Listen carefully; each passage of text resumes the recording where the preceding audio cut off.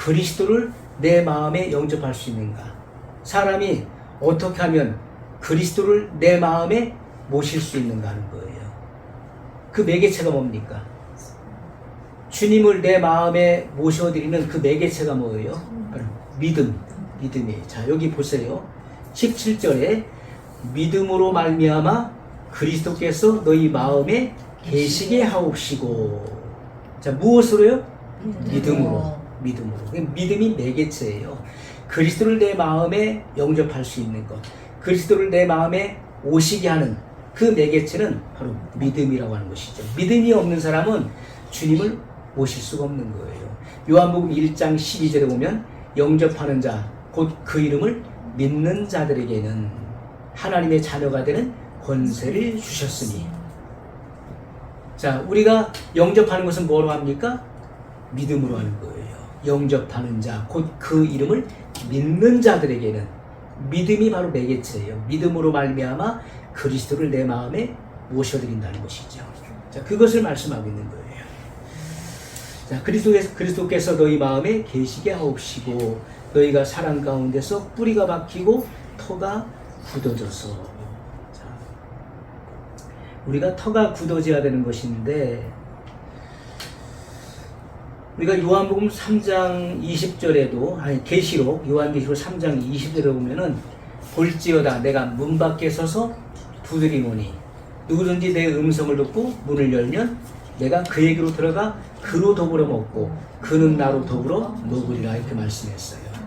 자, 이것은 우리가 이 서정적인,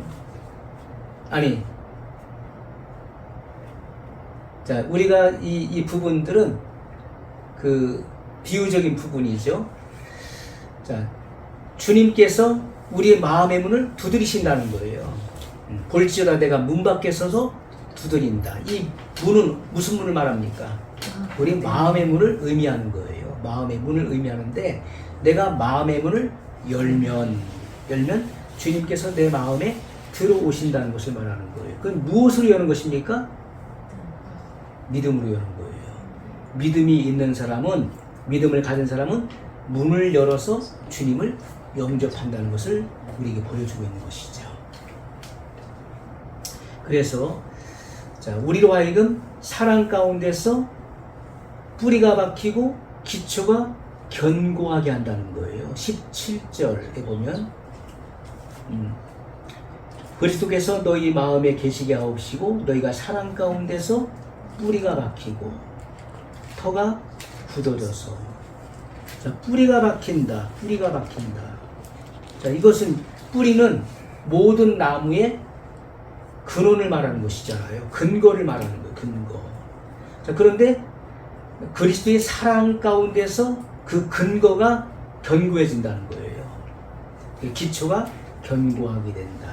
그것을 말씀하고 있는 것이죠.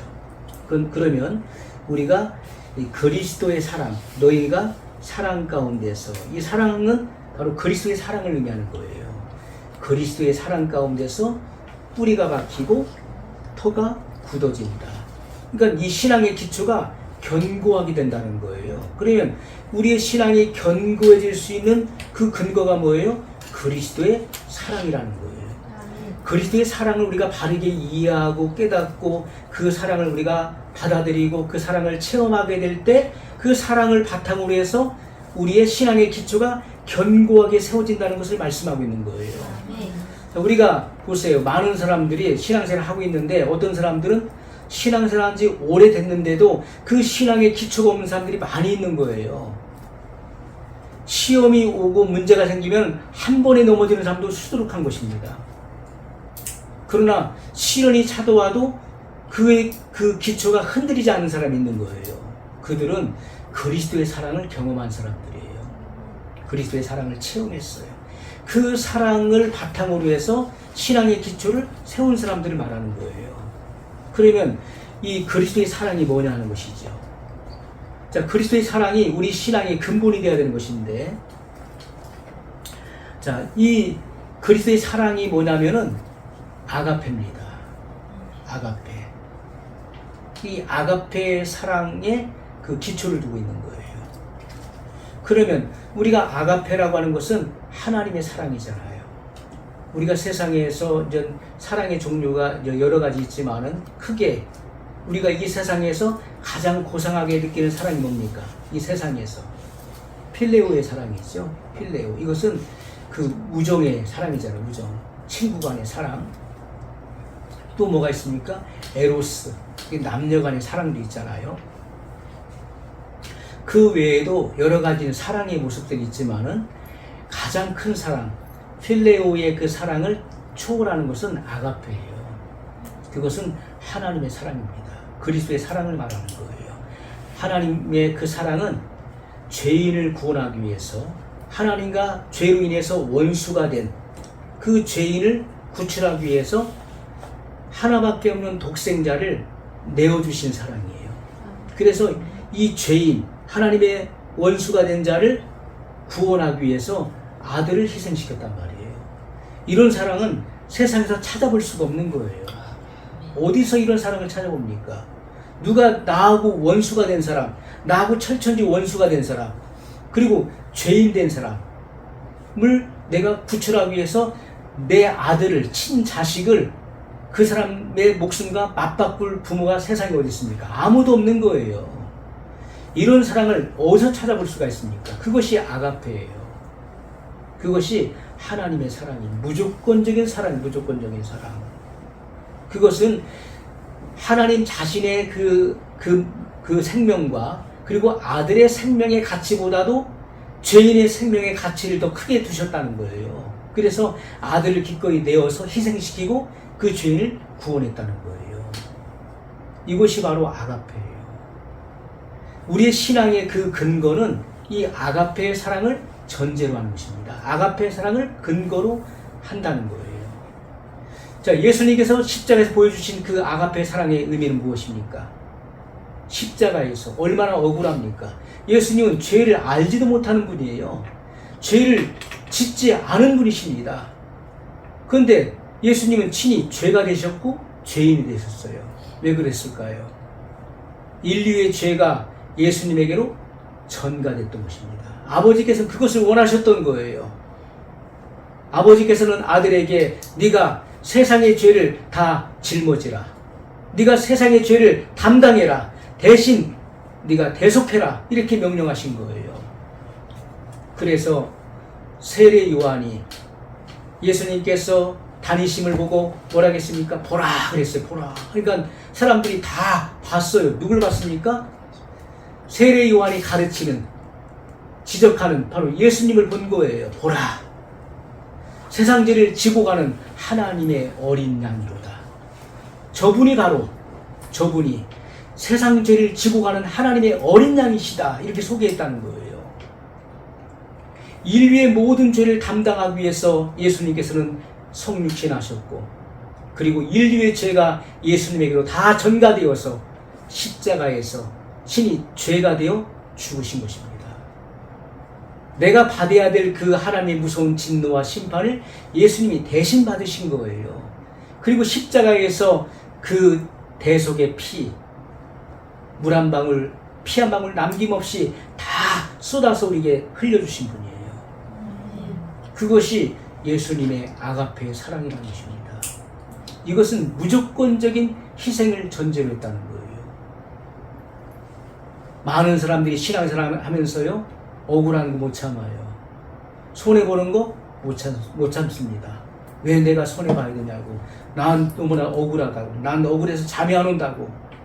그래서 이런 막 화병에 걸리고 억울해서 너무나 분통이 터지고 우라통이 터져서 나 정말 죽을 것 같다고 그래요. 나 정말 이거 풀지 않으면 난 죽을 것 같다. 그러면 예수님은 오죽했겠습니까?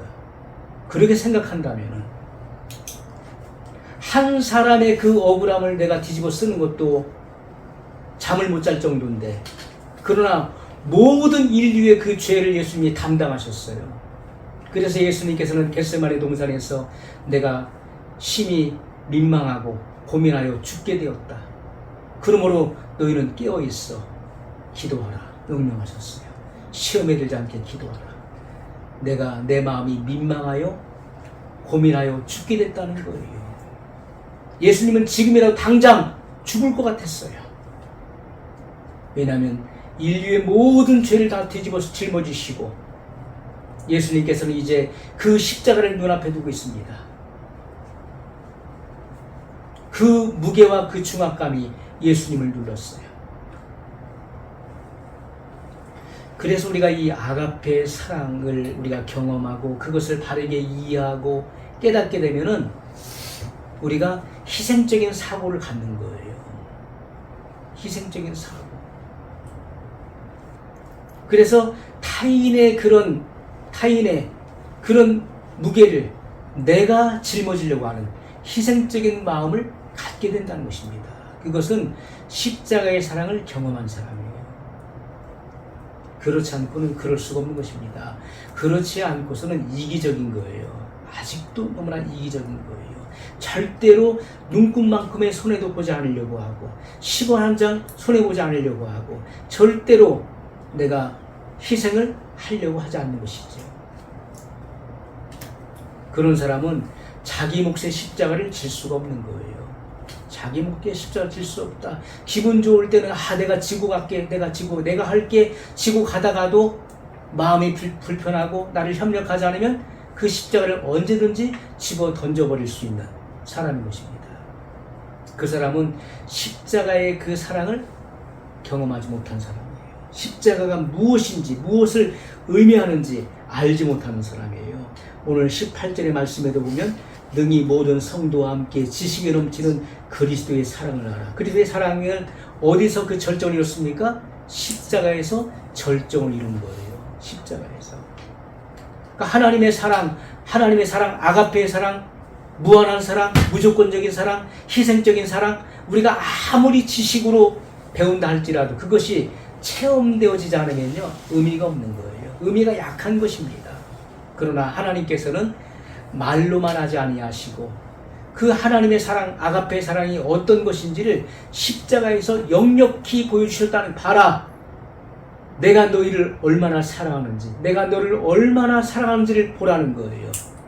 나는 너를 구원하기 위하여 아들을 희생시켰다. 예수님께서도 내가 너를 얼마나 사랑하는지 물 한 방울, 피 한 방울 남김없이 너를 위하여 아낌없이 다 쏟아 부었노라. 내가 너를 이렇게 사랑하노라. 그것을 보여줬다는 거예요. 보여줬다. 사람들은 하나님의 사랑을 오해했습니다. 예수님의 사랑을 오해했어요. 어떻게 오해했습니까? 하나님께서 이렇게 죄인을 사랑하신다는 그 사랑을 이해하지 못했어요.